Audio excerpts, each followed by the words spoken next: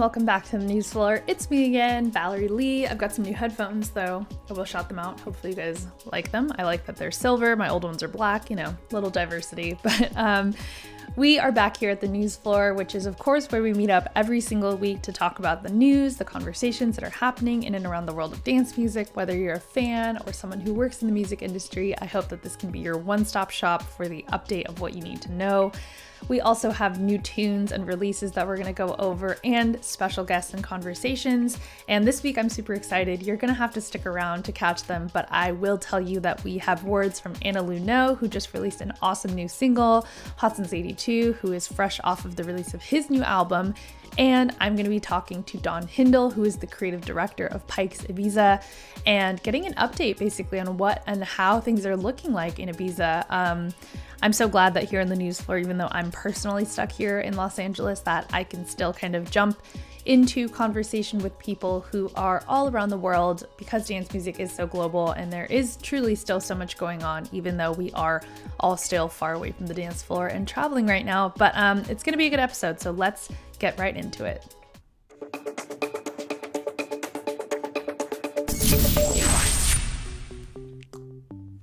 All right, time for the news. I'm always really happy when the news has a positive spin on it because, you know, week to week we like to cover everything that's going on, and sometimes it's hard news, but this week I'm happy to say that a lot of it is quite positive and quite fun. So let's get started with some fun news statistics from Pioneer DJ in relation to how people are consuming their products, consuming their products during quarantine time. So Pioneer DJ has reported that there's been an 82% increase in sales for entry-level DJ controllers. And this obviously makes a lot of sense. In 2020, we have all been stuck inside. For those of us who are professional DJs, I think it's been a little tough, but I think for those of us who have been more of, you know, fans, curious people who maybe look at DJing as more of a hobby, this has been the perfect time to explore that hobby, master a new skill since we were just stuck at home, if you can afford it, and it's been really fun. Pioneer DJ has definitely seen those results come to life. The DDJ 200 and DDJ 400 have soared during the year as people have turned to the opportunity to, you know, transition their living rooms into nightclubs and experiment for themselves. So the DDJ 200 is the gateway controller, so that allows DJs to play tracks from their phone or their laptops, and the 400 level, actually you can step things up. It has a layout that's a little bit more similar to a club setup, even though it's kind of just one controller. But both are easy ways to kind of get into home DJing or to try things out at least. I think they retail for less than $330 or just around that price point. So fun time. So we're all kind of at home trying things out, trying to become the next DJ, next big thing, right? Next up in news, we are talking about the amazing video game GTA. If you're not familiar, it is one of the classic games. Basically, your only task in it is to drive around, run around, and do a lot of rambunctious stuff, and take over cities, you know, do crimes and heists and all that crazy kind of stuff. But this time, Moody Man, Kind Music, and Palms Tracks are going to be new resident DJs in the GTA Los Santos update. The game is amazing. For those who are familiar with the game's history, you'll know that this has been one of the major classic games that hasn't really had a huge update even across its 7-year history. But now they're finally releasing, Rockstar Games, who are the creator of GTA, are releasing a big update that they're calling the Cayo Perico Heist.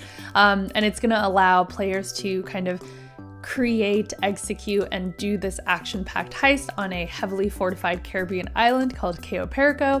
And part of the update is that they're creating this kind of new music and nightclub space called the Music Locker, and these artists are going to be the ones headlining that space. So we're going to see Detroit's Moody Man, we're going to see the Berlin collective Kind Music, and Palms Tracks as the club's residents.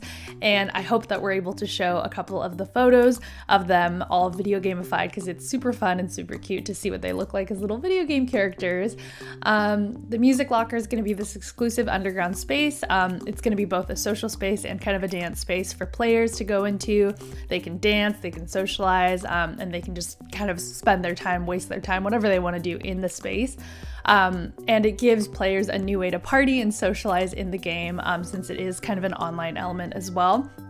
This is not the first time GTA has welcomed names like this, which in many ways is kind of an unexpected talent pull, because you would think that something as mainstream as GTA might pull upon bigger EDM names or commercial names, but previously GTA has also welcomed in the Blessed Madonna, Solomon, Dixon, and Tale of Us for one of their nightclub moments as well.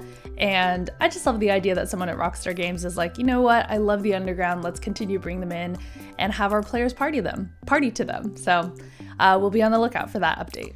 Last but not least for news, Insomniac, one of the biggest promoters here in the US of shows like EDC Vegas and so on, have announced a new socially distanced drive-through rave parade experience that's going to be called Electric Mile.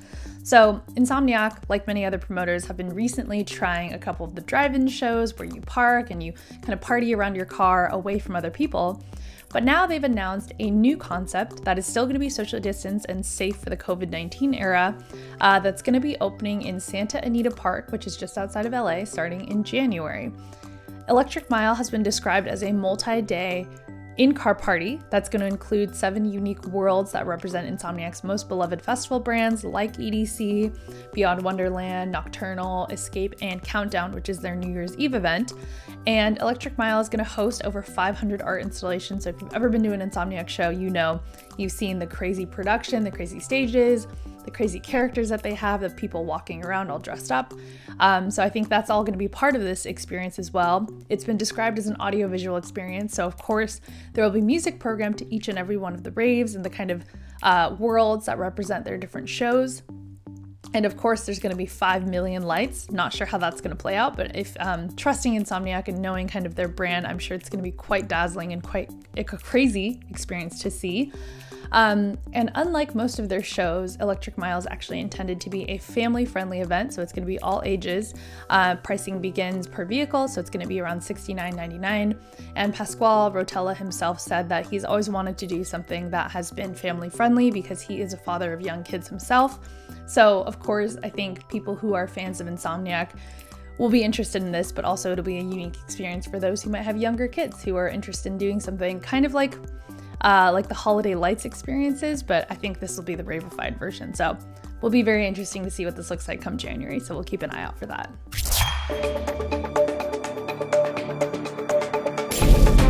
All right, this is the segment of the show where I get to tell you about some really fun, cool stream-related news, because of course that's all we do nowadays. All we do is watch streams, tune into streams, and thankfully there are a lot of really good ones. I'm going to start with some good news first of streams that have already happened. The virtual fundraiser Revive the Night raised over $50,000 for San Francisco venues, and that is the best news ever because I live in California and I have a lot of love for San Francisco. Over the weekend, there was a virtual fundraiser, like I said, called Revive the Night. It was held to benefit and spotlight 11 different venues, talk about their uniqueness, their history, and the richness of talent and the music that they have supported in the past. And the venues include Public Works, The Great Northern, 1015 Folsom, Halcyon, Monarch, The Stud, and more. Programming was awesome. It included both headliners and local talents, some names like Damn Funk, Mark Farina, Mikey Lang, Christian Martin, Ardalan, and Curion. And of course actually included things besides DJ sets, as well as comedy, interviews, drag shows, talk shows, and visual designs to highlight each and every venue. And it is so awesome they actually managed to raise $50,000. So congrats to Revive the Night. Great job. Some other news of streams that are coming up that you should definitely check out.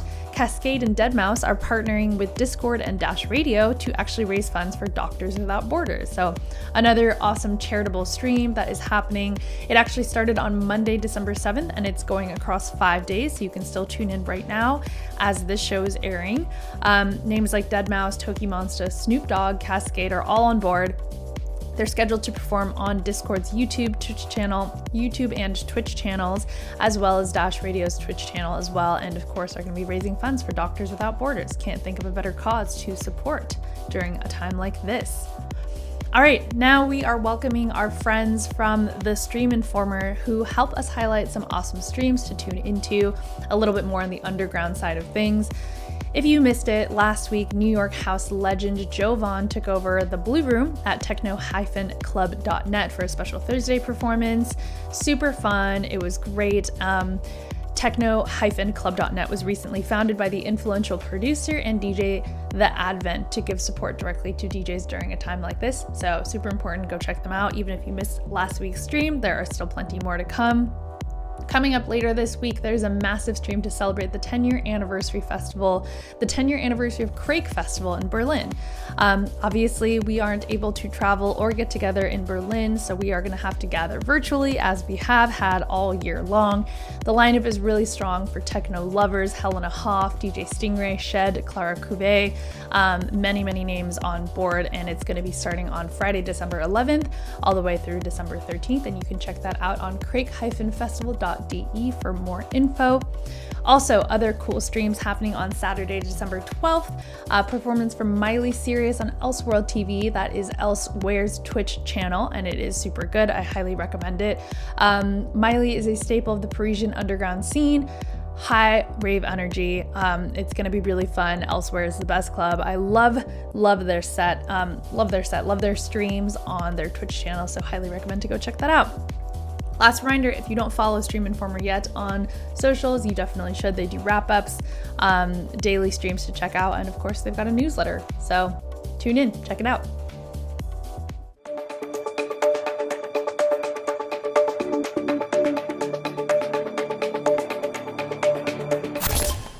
All right, let's get straight into the brand new releases and new albums, new tracks of this week. I'm super excited because we had a couple different special guests join in right here on the Newsfloor to talk about it themselves. We're going to start with Anna Luneau, who I am so glad is back. We all love and know Anna Luneau so well. She is an incredible radio presenter, an awesome DJ and producer, and something that I've really appreciated about her is that all year I feel like she's been quite open about the struggles that you and I have all been feeling in 2020, COVID-19, just of real life things. You know, she's a mom of young kids, which I'm sure has been its own challenge in and of itself, along with being a musician, which of course it's been so hard this year. And, you know, she released this song that I feel like is just meant to help people forget about all that stuff and just remember the good times on the dance floor. And it's so good. It's called Ice Cream. It features a vocalist called Nakami Minami, and it truly is so fun. I'm really happy she actually joined here to talk a little bit about it herself. So without further ado, Anna Luneau. Hey Valerie, Anna Luneau here. Thank you for featuring my new track Ice Cream on Lost Resort. Features Nakamura Minami on vocals, incredible Japanese vocalist. This song really came together this year. It's a demo that I've had on my laptop since around 2018. And at the beginning of this year, I started messing around with it after I had my, my baby. And yeah, I just sort of, you can hear the baby in the background now. I just worked out that I wanted to have these crazy fun stabs, back kick, sub, and an awesome vocal. And that's where this track the energy of this track came from. That day that I cracked the drums on this, I actually had eaten like 2 tubs of ice cream because I was breastfeeding, and you just want calories when you're breastfeeding. So I always joke that I didn't know what to do with the track until I ate 2 pints of ice cream. And then I knew exactly what to do with the track. So yeah, hope you enjoy it. Thanks for featuring it, and turn it up.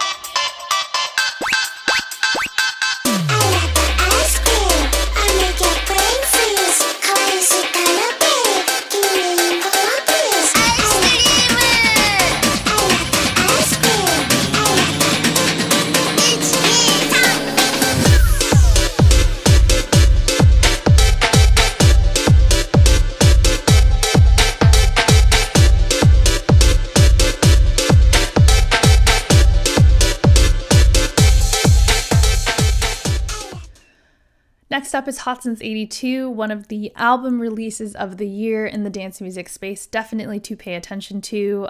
You and I always know Hot Since 82 as this huge headliner on festival stages, always with club-ready tracks, and it's really refreshing to see something different from him.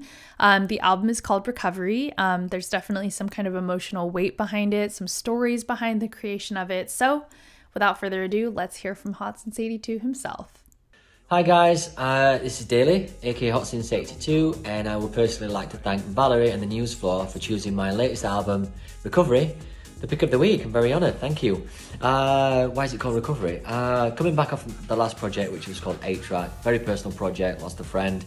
It's called Recovery because it's the album after healing and whatnot, and the album is just about more positive vibes, and that's exactly what I tried to do with the album. There's no boundaries, very different musical tastes and genres and whatnot, all emphasising, you know, dance music and whatnot. But yeah, I felt like I could really go anywhere with this project, and that's what I did. So there's 13 tracks on there, different genres, different styles, and I'm very happy with it. Usually I'm always on the fence because it takes me forever to write these records, but personally I really like it, and I'm glad you guys do too. So hope you're staying safe, thanks for the support, and hopefully see you in your country next year. Thanks. Lee Barry stage fame.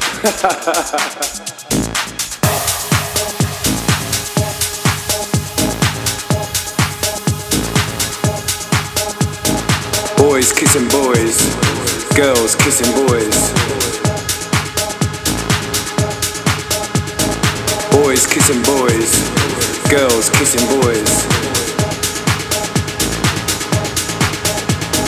Boys kissing boys, girls kissing boys.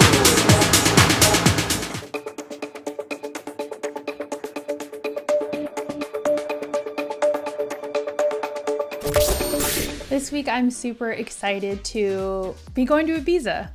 Just kidding. I'm not going to Ibiza, but I did manage to talk to Don Hindle, who is the creative director of Pike's Ibiza, the legendary venue there. They have such an incredible spirit in that venue, and even though their doors are shut this year during the season, or they have been shut across the season this year, I was really happy to connect with her and learn about some of the other fun stuff that they've been doing while they're kind of passing the time, which includes a cocktail book, a podcast, and some other really exciting kind of different pivots. So without further ado, I'm going to welcome in Don Hindle, and we're going to talk about all things Pike's Ibiza. Hi, Don. How's it going? Hi. Lovely to speak to you. All great. Lovely to have you. It's so nice. Are you in Ibiza currently?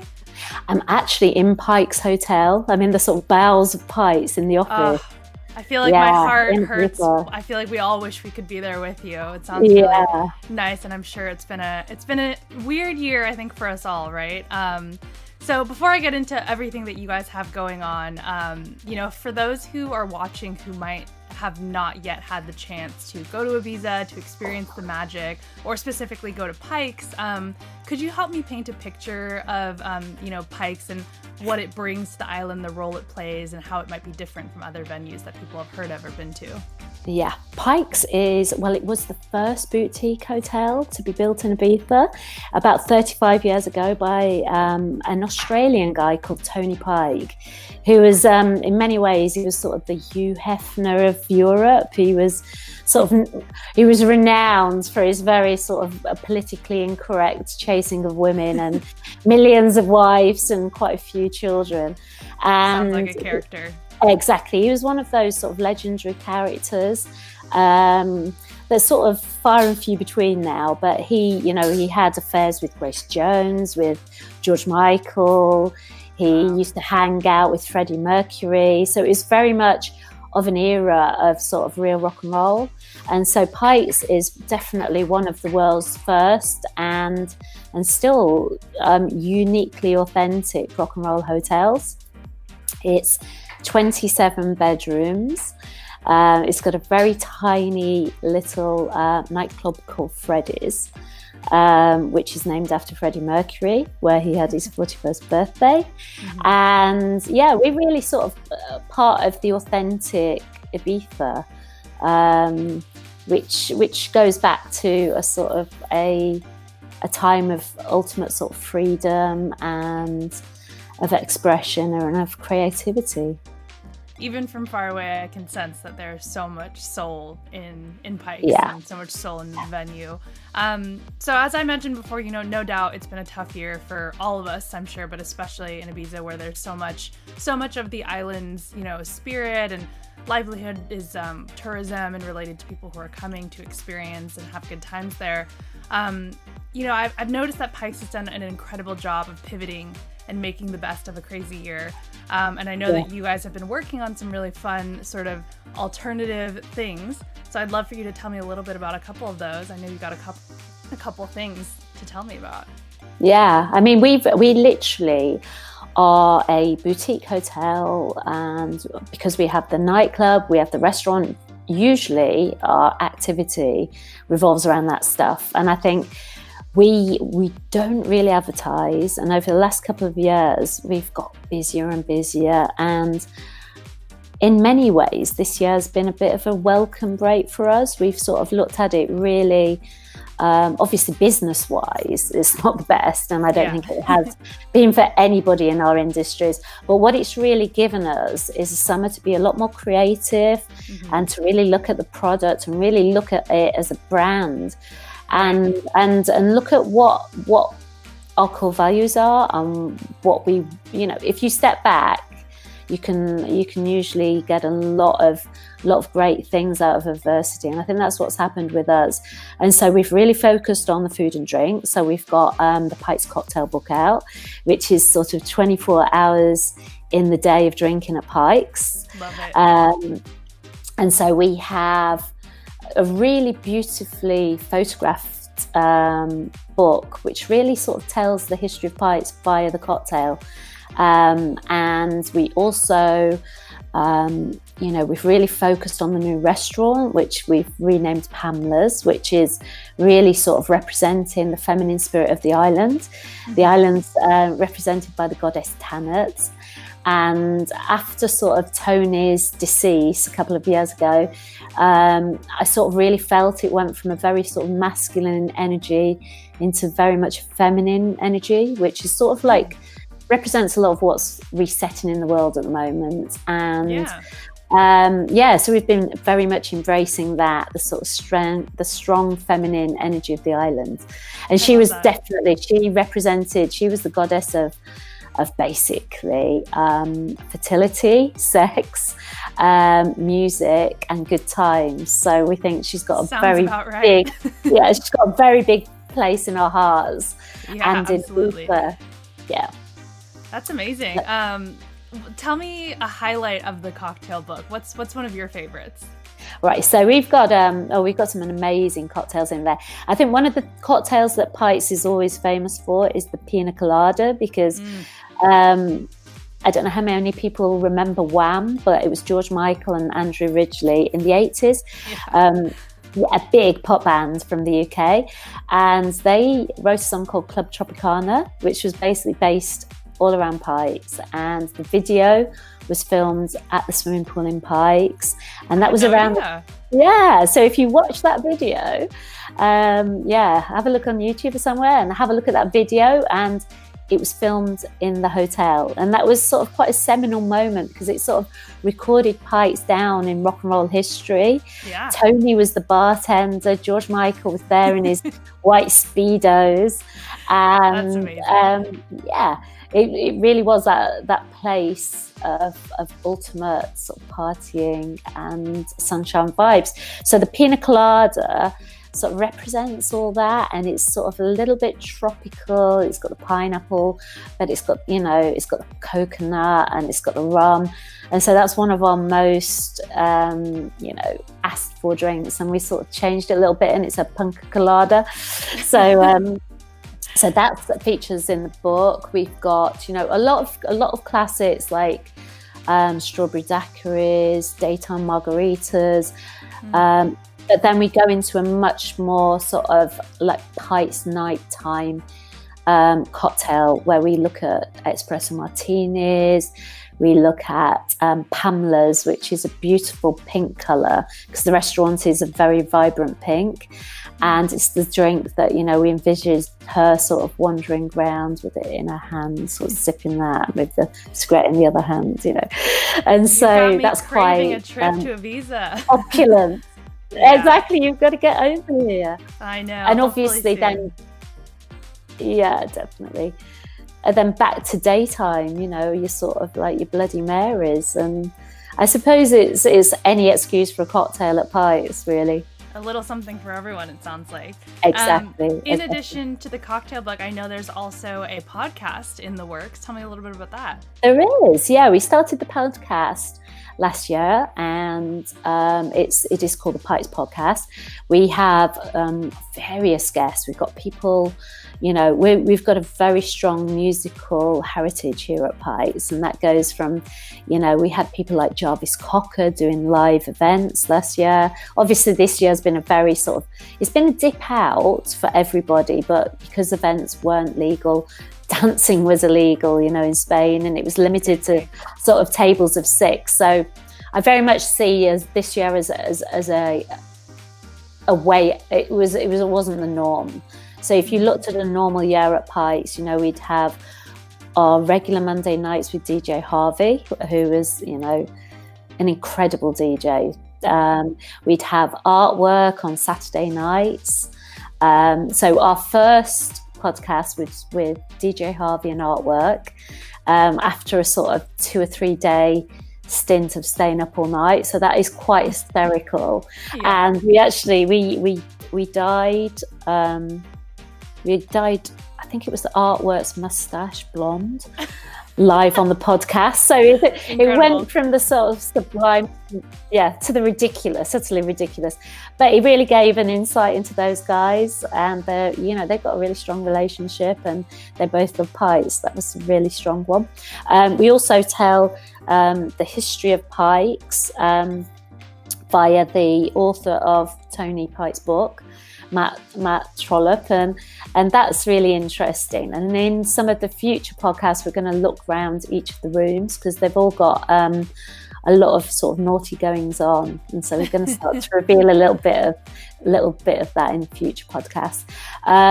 We also had a very, you know, we talked to the tattooist of Queen, Manuela, who's a South African tattooist. We've looked at quite a number of elements, but it sort of all relates back to Pikes and the history of the island. So it's sort of a little, we have a Pikes magazine which is also online, and so if you delve into that, you start to get a feel of us as a sort of lifestyle brand. Well, if there's anything I know that Ibiza has plenty of, it's good stories and fun stories to tell. Yeah. So I can imagine the stories on the Pikes podcast are probably a riot to listen to. They are. I think you have to sort of delve in and have a little listen to get full appreciation for some of the naughty antics that go on. Yeah, well, I encourage everyone watching to go check out the Pikes podcast and, of course, the Pikes cocktail book. Thank you, Dawn. I hope that, you know, the rest of the year, I hope we can see each other on the island someday, 2021. Fingers crossed. I really hope so, too. I think, you know what, things can only get better. And Ibiza's always here. Absolutely. I love that positivity. Well, thank you so much for your time, Dawn. It was wonderful to have you. Thank you. Okay, it's that time. It's the end of another episode of the Newsfloor. Thank you so much for joining me every single Wednesday. We're right here at 12 noon Pacific time, and hopefully you're following already, but if you aren't, hit that follow button, subscribe, and also jump on over to Instagram and Twitter and follow us at the Newsfloor. We're posting some of the highlights and recaps of all of the fun conversations that we have here, so definitely check it out, and I will be back again next week for another fun episode of the Newsfloor. I'll see you then.